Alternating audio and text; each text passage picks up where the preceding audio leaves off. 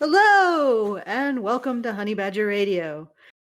I'm your host, Alison Tiemann, and I'm with Hannah Wallen, the host of HBR Talk, which is going to be on this evening on the streaming channel, Badger Live Streams. And there'll also be a dot, an I here somewhere that you can click to link directly to the show. Okay, Hannah, you have a very special topic tonight that you want to discuss. Why don't you tell me about that topic and why you chose it? So this week we are going to discuss social media obfuscation, and we're going to focus specifically on censorship and misdirection by the social media companies. That's not the only type of obfuscation that takes place. I think we'll probably take a separate show to talk about the types of trolls that exist specifically to spread disinformation. But that's going to take an entire episode as well, I think, because there's a lot to discuss about both topics. So this time around, we're going to be looking at how social media like Facebook and Twitter can actually not just decide what you can say, but also decide what you can see. Without you really realizing that that's being manipulated. And it started actually, this has been going on for a few years. Reddit has done it for a long time. Several of the other smaller social media companies out there, that sort of came and go, did similar things. But those big three are, I think, the most popular out of all the different social media companies. And then, you also see the same thing with some search engines like Google. If you do a Google search and you do a search on DuckDuckGo, you will not get the same result list. As there are things that Google will decide are more important for you to see. So, and in a way, search engines are their own kind of social media, because there's a whole area of social media management called social bookmarking. And believe it or not, there are long lists of social bookmarking sites that you can actually find out how to promote your website, your and so on, your account at a particular sound file dispensing website, whether it's some of the ones that sell music, some of the ones that sell storytelling. Something like YouTube. YouTube's another popular. I guess we don't really think of it as social media, but it is. And you can promote your YouTube channel on social bookmarking sites and stuff. And a lot of those are also manipulated.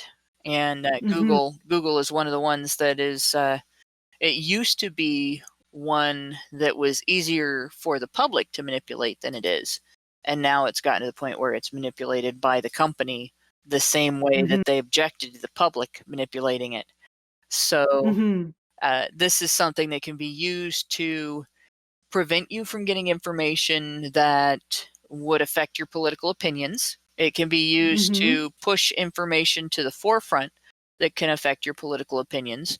It can be used to push information to the forefront or create sort of a half picture or a false picture, which is kind of the same thing, in my opinion, of what's going on in politics and what's going on in your sort of socioeconomic environment.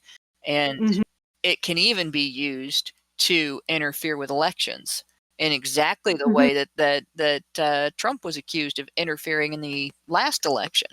And they're actually sort of openly planning that now. It's not even under wraps anymore. It's openly being discussed. So it's something that we should be talking about, because this affects the ability to discuss men's issues. It affects the ability to organize. Definitely. It affects our ability, for instance, to organize for the purpose of attempting any kind of reform. It affects, what politicians are going to be in office is going to affect what chances we have of achieving that kind of reform and what level of freedom we have to achieve that kind of reform. So when we see these things happening, it's of great concern to the men's issues manosphere, I guess you could say, the men's issues spectrum of activists. And I think this runs the gamut from intactivism to due process advocacy and fathers' rights advocacy. It's something that's a threat to all of us. So how do you see it playing out with the manosphere interests that you like, the men's rights interests that you mentioned, or just in general the ability to talk about them? Well, for instance, a good example, on my YouTube channel, which is now kind of defunct because I'm doing this enough that I really didn't have time to do both, and this is more important to me, really. But on my YouTube channel, Well, thanks I for have saying that. oh, that's no problem. I have a bunch of different videos that are all, like under 50,000 views, despite having been there for a long time. And then I've got one video that has over 300,000 views. And that one video got that many views because it made it to the front page of Reddit. And as a result of my video about consent, about how important it was for men's right to have their consent considered, and men's right to have their intentions considered and their interests protected just as much as women's intentions and their consent and their interests should be protected in a sexual setting. Just asking for equal consideration for men and warning both sexes of the importance of that equal consideration, that got political videos banned from our videos. Because Crazy. men's interests made it to the front page of Reddit, a mainstream, one of the biggest subreddits out there, a subreddit that the Reddit administrators take interest in and are involved in the moderation of, banned political videos to silence us, to silence men's interests. Technically, consent is consent really considered a political issue? It is now.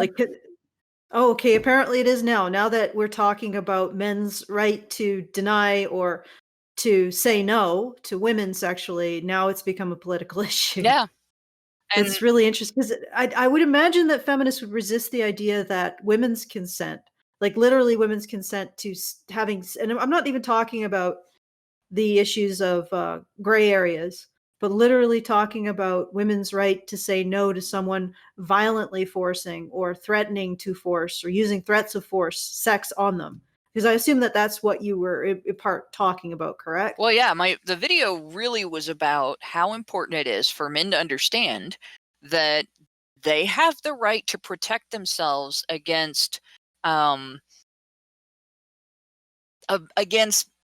gray areas, basically. The same way that feminists say women should be protected from being taken advantage of by a guy in a gray area.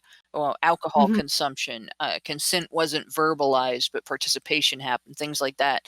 And they feel that anytime consent was not enthusiastic, verbal, blatant, obvious, and repeated, that the woman's been taken advantage of. So my point to men was, you have the right to that communication, and you have the right to refuse to consent to sex without full communication from a woman, because you just got told by women that if she doesn't say yes, even if she has her hand down your pants, you're raping her. So that was I gotcha. like it was really kind of tough talk, and I don't think So in feminists other liked words, hearing it. in other words, if I would imagine I can only imagine what feminists would say if they put out a no means no campaign, or yes means yes campaign, or enthusiastic consent campaign. Yeah. And then the moderators of that subreddit pulled it because, yeah, this is politics and we don't accept politics here. I don't think that would go over very well. The idea that explaining to somebody when they have the right to say no is a political, like it's a political, like which party is the party that allows women to rape men? Like, that doesn't even make sense.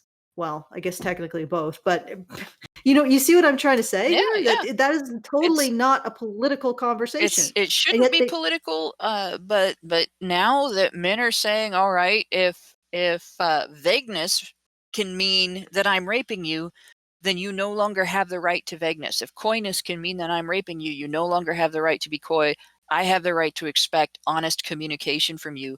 Don't lie to me, and don't fake, interest, and then later come back and claim to be raped. And this was one, like, just being able to say that, just having men recognize their right to a communicative sex partner in an environment where communication is vital to protect them from being accused of a violent crime, that they're accused of unintentionally committing a violent crime, which is in and of itself is ridiculous. Nobody unintentionally commits a violent crime. Either it's unintentional or it's violent. But feminists have decided that men can unintentionally commit a violent crime, right? So just by communicating, all right, you have the right to know her intentions.